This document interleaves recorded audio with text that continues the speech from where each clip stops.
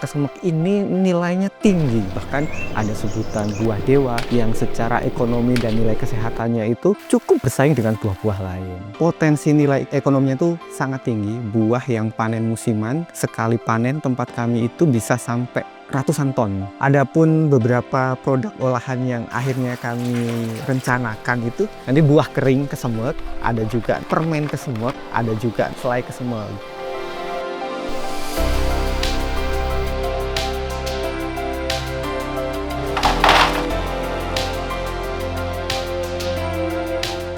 Assalamualaikum warahmatullahi wabarakatuh. Perkenalkan, aku Rinto dari Dusun Pengkol, Desa Ngawonggo, Kecamatan Kaliangkrik, Kabupaten Magelang. Aku di sini selaku petani yang tergabung dalam kelompok usaha bersama. Ada dua, yang pertama adalah KUB Cagar Alam dan satu lagi kelompok Tani Mekar Lestari. Di tempat kami ada salah satu anugerah yang diberikan oleh Sang Pencipta, tanaman eksotik buah kesemek yang merupakan tanaman endemik di tempat kami. Nenek moyang kami ketika ditanya tanaman kesemek ini ada sejak kapan itu, belum ada yang bisa menjawab secara data.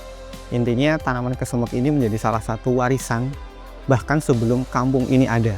Tanaman endemik yang kami tidak tahu sejarahnya, namun potensi nilai ekonominya itu sangat tinggi. Buah yang panen musiman, sekali panen tempat kami itu bisa sampai ratusan ton, sehingga kesemek ini sudah menjadi bagian kehidupan masyarakat kami turun-temurun. Sayangnya karena keterbatasan informasi, keterbatasan teknologi, sehingga kesemek ini kami jual apa adanya ke pasar yang menampung.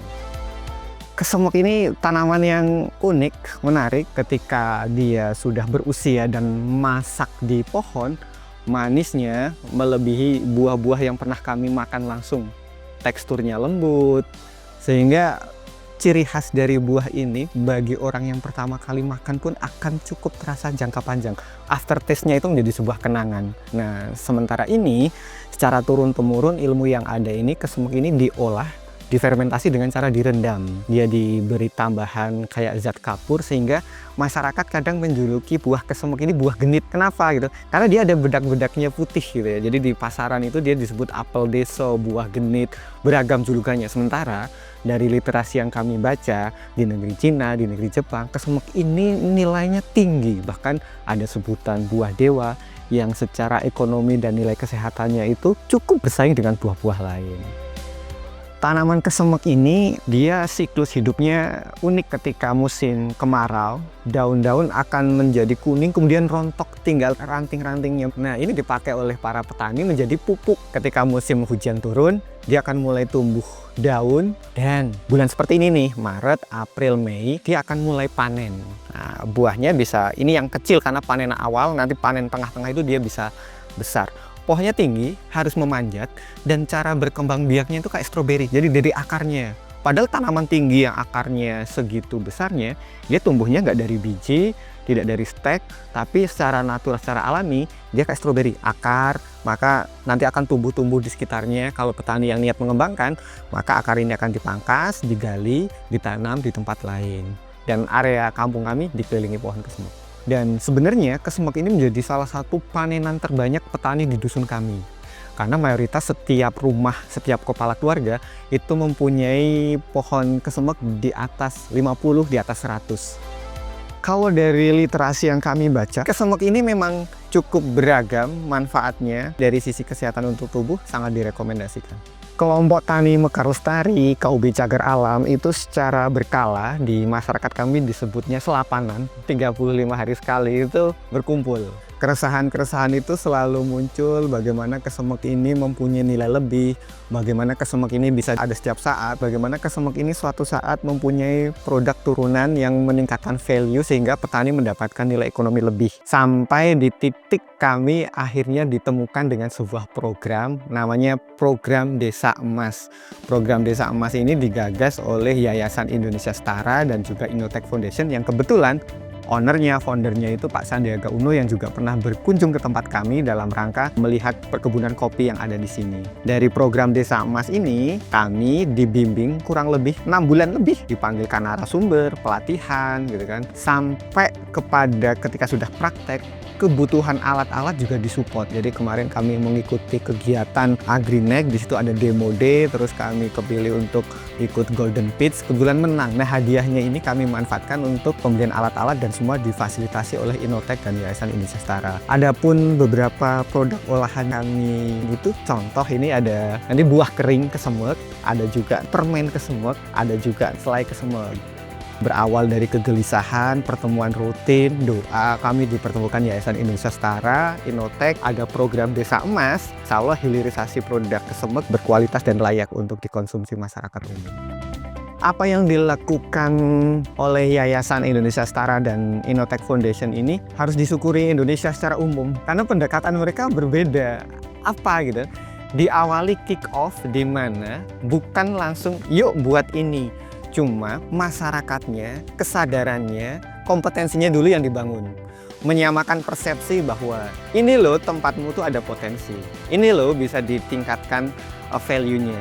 Jadi yang pertama kali digugah itu malah sesi emosinya petani, rasa memilikinya, kemudian baru setelah itu dibangun kompetensinya. Rasa memilikinya, rasa kebanggaannya tentang produknya itu ditumbuhkan. Kemudian kami dilatih agar barang ini mempunyai value. Caranya bagaimana? Yang pertama, secara berkala itu ada pertemuan diklat dengan memanggil narasumber. Narasumbernya itu beragam, dari pengenalan potensi daerah, kemudian cara branding, kemudian cara pengolahan. Waktu itu kami dipanggilkan dari BRIN, dari pelaku UMKM yang sudah melakukan pengolahan buah kering sampai ekspor. Jadi benar-benar dipertemukan dengan pelaku-pelaku langsung yang mereka tidak sekedar teori, tapi sudah menjadi bagian kesehariannya dan ada produknya. Ditemukan dengan orang-orang kayak gitu, petani kami tentunya perlahan mempunyai kesadaran, perlahan pengetahuannya bertambah, perlahan dari kesadaran itu menjadi sebuah semangat, yuk kesemek kita harus diolah lebih. Yang terakhir, sarprasnya juga difasilitasi. Ini sebuah konsep yang lengkap ya. Jadi pendampingannya itu nggak cuma 1 kali 2 kali formalitas. Ini benar-benar sustain, terus value-nya juga ditanamkan. Alat-alat apa yang mereka berikan ke kami itu menarik prosesnya. Jadi diskusi, barangnya kira-kira butuh apa ya? Oh, aku butuh dehidrator. Oh, aku butuh pisau, aku butuh blender, terus printer, tempat sampah, sampai meja produksi, pisau. Sedetil kebutuhan apa, showcase gitu kan. Itu kami diminta untuk bercerita kebutuhanmu apa. Kemudian mereka akan satu, membantu mencari, membelikan, mengirim sampai lokasi. Pengolahan kesemek yang sedang kami lakukan dengan standar baru ini pertama kali adalah petik. Jadi kesemek itu petik dalam keadaan warna hijau menuju oranye karena tinggi dan dia sensitif kalau jatuh lecet, dan kalau lecet itu direndam dia rusak. Maka dia harus dipetik satu persatu. Setinggi apapun maka harus effortnya itu adalah manjat, terus harus menggunakan alat untuk nanti kayak timba naik turunnya. Terus di bawah juga harus ada yang menerima, karena cukup sensitif. Kalau dia lecet saat fermentasi nanti rusak. Setelah dipetik akan difermentasi kurang lebih selama 6 malam dalam air bersih yang sudah ditambahkan dengan kapur. Setelah selesai, buah ini akan dicuci bersih untuk menghilangkan zat kapurnya. Kemudian dikupas, dipotong. Kemudian ketika buah kering, tahap selanjutnya adalah dia dimasukkan ke dehidrator, kemudian dikemas. Kalau dia mau dibuat selai, memang prosesnya lebih. Dia akan di blender, sudah ada botol dan lain-lain. Kemudian kalau mau dibuat permen, nah ini fermentasinya cukup kompleks, dia harus di oven dan lain-lain. Namun dari Innotek juga sudah memfasilitasi alat untuk mensterilisasi semua ini, sehingga insya Allah dari tahapan A sampai Z itu nanti terkontrol dari sisi higienisnya. Bahkan perizinan kesehatannya, PRT, kami juga disupport, dibantu, didampingi oleh teman-teman Innotek. Sebelum produk ini launching, bahkan kami tuh dipertemukan dengan para pemilik oleh-oleh yang siap menampung barang berapapun, bahkan uang di muka. Ini juga kelakuan di sektor sekeren itu. sampai pemasarannya pun dipikirin. Termasuk kami juga belajar tentang branding di lingkungan sekitar kami. Ketika kegiatan-kegiatan ini kami post ke media sosial, ternyata permintaannya cukup tinggi dan memang harus segera karena dari sisi pasar terbuka lebar. Saya setuju setiap usaha itu mempunyai tantangan, semua bisa dilewati. Ada juga yang bikin kembang kempis atau nafas kita lumayan gitu ya. Yang aku lihat di tempatku itu adalah tantangan terbesarnya itu pada sudut pandang, mindset atau SDM kami. Karena ini atas nama kelompok, tidak bisa berlari sendirian. Bagaimana untuk bergandengan bareng, sementara semangat, daya juang, pemahaman kami itu beragam. Ini adalah petani yang perlu dirangkul bareng karena hal baru, sehingga bagaimana konsistensi pemahaman terhadap setiap stakeholder ini menjadi penting. Kenapa? Karena kami pengen semuanya terlibat.